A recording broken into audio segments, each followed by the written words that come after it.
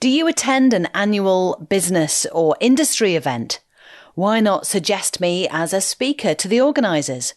Just send them a link to pennyhaslam.co.uk and I can speak at virtual events or in person. Hello, Penny here. Coming up in this episode, he slouched in his chair, rolled his eyes and looked bored when she was talking. Can you imagine that? These thieves, well, they're lurking everywhere, sometimes in unexpected places. If you've ever had your confidence swiped, don't despair. Today, I'm going to talk about confidence thieves. That's people or situations that swipe your self-belief right out from under you. They're real, they're persistent, and they can strike at any time. But don't worry, I've got some great advice to help you spot them, protect yourself, and even bounce back stronger. Sound good? Well, let's get into it. So what exactly are confidence thieves? Well, sometimes it's a person, maybe a colleague, a boss, a relative, or even a so-called friend who perhaps says something. That one comment that makes you second guess yourself or feel like you don't quite measure up. And other times it might be a situation that robs you of your confidence.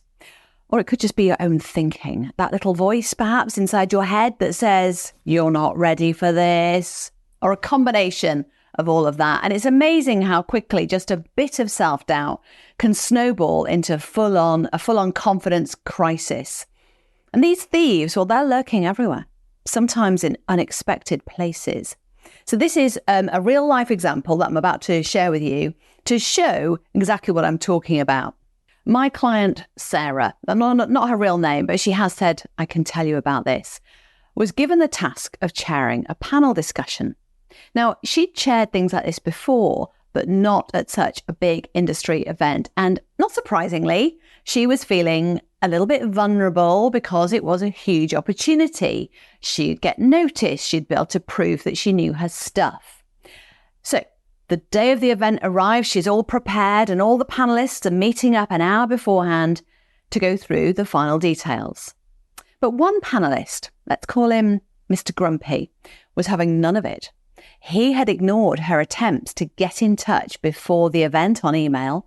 And when she tried to connect with him in person at the event, nothing.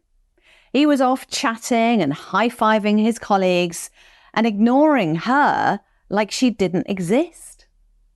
So when the panel assembled up on the stage to start discussing things, it got worse. He slouched in his chair, rolled his eyes and looked bored when she was talking. Can you imagine that?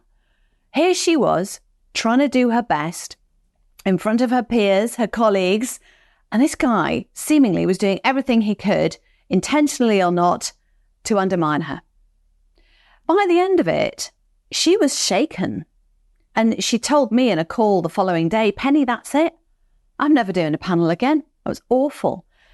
Now, Sarah could have let that experience stop her from ever putting herself out there again, and she nearly did. But after a bit of encouragement and some self-reflection, she was back chairing panels and, may I say, absolutely smashing it. So how did she turn it around? Let's break it down. So if you've ever had your confidence swiped like Sarah, don't despair. There are ways to bounce back. And you can start with something I call the FFVs. That stands for facts, feelings, and values. And here's how it works. First up, the facts. Take a step back and look at what actually happened. Not what you think happened or how you felt in the moment. Just try and, let that not cloud your judgment. But the cold, hard facts. For Sarah, the facts were Mr. Grumpy was rude, uncooperative, and pretty disrespectful. But here's the thing. Everyone saw it. It wasn't just her. And that's important because it shows it wasn't something she'd imagined. Next, we've got the feelings. Now, this part is all about acknowledging how the experience made you feel. And it's not pleasant, this stuff. For Sarah, it was a mix of anger, frustration, feeling undermined as well. And you know what? Those feelings that she had are totally valid. If someone is acting like a jerk, as you see it, It's okay to feel upset about it.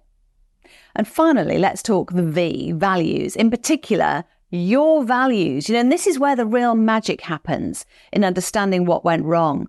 What values of mine were compromised or challenged? That's what you should be asking yourself. For Sarah, she values clear communication, respect, and professionalism.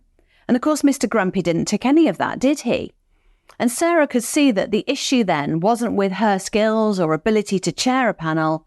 It was simply a mismatch of values. Once you understand that, you kind of stop internalizing the criticism because it's not about you, it's about them. As well as looking at your FFVs, facts, feelings, and values, my other strategy for dealing with confidence and the theft of it is to re-envision the situation. Now, re-envisioning is where you take control of your mental picture of the confidence-sapping scene and you rewrite it, or rather re-envision it using your imagination. So let's say that the picture in your mind is that of the awful panel and the experience, and instead of seeing Mr. Grumpy as this all-powerful critic, imagine him as a grumpy toddler in a clown outfit, sucking on his dummy, swinging his legs on the chair. It's too big for him.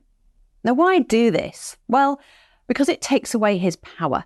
It's hard to be intimidated by someone when you're picturing them as a little boy clown, right?